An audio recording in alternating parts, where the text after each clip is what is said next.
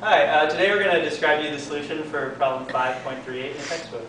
So essentially the problem has a pipe with flow coming out of it and striking a wall, and we're trying to find the minimum flow rate Q which causes the wall to tip over. So we've defined the control volume here with this dotted line, which just includes the flow out of the pipe until it strikes the wall. So we're going to do a forces and fluxes analysis on this control volume. We're going to start in the I direction. So for the forces, we have a support force here, which is Tx, which is in the positive I direction. Additionally, we have a pressure force at control surface 1 in the I direction, which is P1 times A1. And then at these other control surfaces, there's no force in the I direction, so we don't need to worry about them. In the forces in the K direction, we have Tz support force, as well as the weight, so a negative W. So those are all the forces we need to worry about. And now we'll move on to the fluxes. In the I direction, at this control surface, we have a flux. And so that'll be rho V. And since it's an inflow into the control surface, or into the control volume rather, it is a negative Q. And then again, at these two control surfaces, there is no flux in the I direction, so we can neglect those. So in the K direction, at control surface 1, there's no flux in the K direction. And at each of these control surfaces, the flux across them is the same, but in opposite directions. So they will cancel, but we'll still write them down. So we have one flux, which is rho VQ, which is positive, because they're outflows. And then there's also a negative rho VQ, because in the second one, the velocity is in the negative K direction. So now we'll just sum all of the forces and fluxes, and then we can set the forces and fluxes in each direction equal to each other. So in the I direction, for the forces, we have Tx plus P1 A1. In the K direction, we have Tz minus W. For fluxes in the I direction, we just have rho V negative Q. And in the K direction, these cancel and equal 0. So we can set the forces and fluxes in each direction equal to each other. So we'll do the K direction first. So we have Tz minus W equals 0, which means that Tz equals the weight. And that doesn't really give us anything for this problem, but it just is nice to show that the system is steady. And then so we can sum the forces and fluxes in the I direction now. So we'll do that over here. So we have Tx plus P1 A1 equals rho V times negative Q. Now we're trying to find Q here, and we don't know Tx. We also don't know the pressure at this point, but we can assume that it is 0. Does anybody know why we can do that? Right. Steven? It's because it's a free jet, right? It is. Since it's a free jet, the gauge pressure is 0, so we don't need to worry about that force.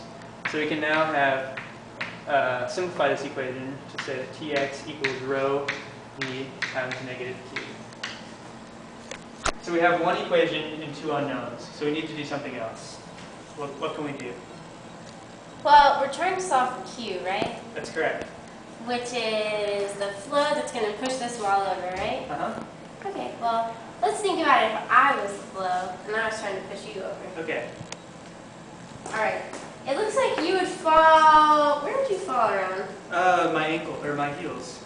Yeah, so if that was the wall would probably pivot around this point, right? Yeah, the bottom right-hand corner, right here. Huh.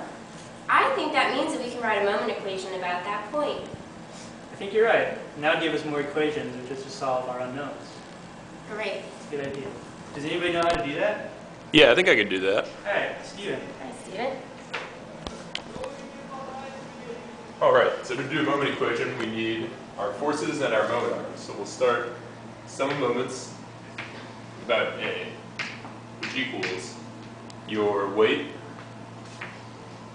which equals 6 newtons as given in the problem, times your arm, moment arm, which is 0.0075 meters, 7.5 millimeters, minus the support force, which we're looking for, times 0.05 meters. So plugging in and solving, we get Tx equals 0.09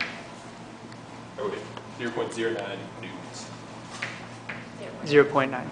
0.9 newtons. So, now that we know what Tx is, we're going to have Amber walk us through how we can get the minimum flow rate required to knock this block over. So now that we have Tx, we can use this relationship, which we found with the forces and fluxes analysis, to find Q. So I'll just rewrite it. Now here it says negative Q, but for this problem, since we're just trying to find the flow rate that pushes the wall over, we're just interested in the magnitude. So we're actually just going to write it as a positive Q. As you might notice, we know Tx from here. We're looking for Q. We know the density of water. We don't know the velocity, but we do know that Q equals V times A. So we can rewrite V in terms of Q and A. And then we'll plug that into this equation. So we get Tx equals rho Q squared over the area. So, rearranging that to get Q squared on one side, we have Tx times A over rho equals Q squared. Now plugging everything in there, Tx comes from our moment equation, so we have 0.9 newtons times our area, which is I always use 0.75, just add 4, times our diameter, which is 0.010 squared,